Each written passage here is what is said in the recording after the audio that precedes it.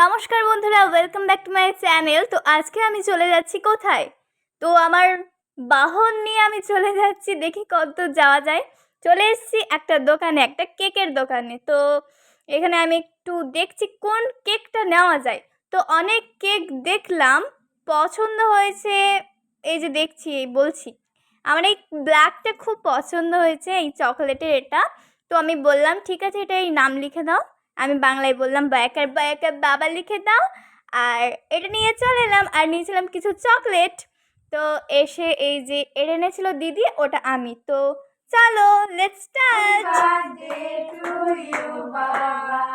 Happy birthday to you. আর এখানে চললো কেক কাটার পর কেক দেওয়ার পর্ব। তো এখানে কেক দেওয়া চলছে এবং আমাকে একটু বাবা খাই দিল।